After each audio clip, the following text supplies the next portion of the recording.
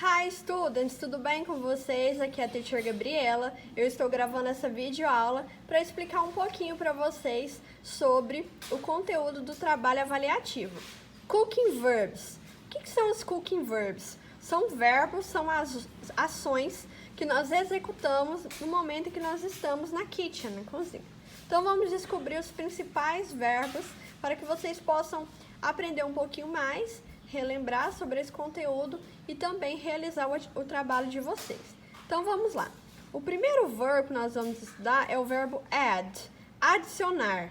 O verbo add, ele seria aquele verbo que você vai misturar e combinar vários ingredientes com outros. Por exemplo, você vai estar fazendo uma salada, adiciona um tempero, esse tempero vai se misturar com o que você já cortou ali de legumes, certo? O verbo chop. Atenção que tem uma diferença no inglês entre o verbo chop e o verbo cut. Picar e cortar. Teacher, qual que é essa diferença? O verbo chop, que significa picar, a diferença dele é que você vai cortar algo em pequenos pedaços através da faca em cubinhos, certo? Bem pequeno. Já o verbo cut, cortar, esse verbo, você vai utilizar também até uma faca maior para você, por exemplo, só cortar ou dividir. Você não vai picar em pedacinhos, em cubinhos, por exemplo, quando você vai fazer uma salada de fruta, que você pica em pedacinhos para ficar bem, né? Bem gostosa. Já, por exemplo, vou cortar uma maçã, vou cortar a maçã ao meio. Você já só faz um corte ali no meio da fruta, certo? Eu vou cortar uma melancia, então você corta ela ao meio. E já quando você vai picar, você tem que cortar em pequenos pedaços. Essa seria a diferença, ok, students? Agora, nós vamos para os próximos verbs. Então, agora nós vamos conhecer mais alguns verbos, né, que nós utilizamos na hora de cozinhar. O verbo peel, ele é o verbo descascar, certo? Por exemplo, quando eu pego uma laranja, eu descasco. Esse processo aí, ele é de remover, ok? Vamos dizer assim, a casca da fruta, do vegetal, ok?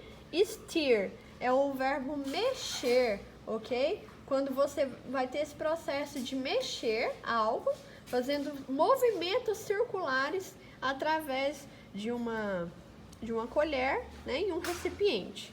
O verbo heat, o verbo aquecer, ok? Quando você leva algo ao forno, quer aquecer alguma coisa ali para deixar ele em uma temperatura diferente, ok? Já ouviram falar daquele pré-aquecimento, quando você pré-aquece o forno para colocar alguma coisa que vai assar ali? Então, seria esse processo.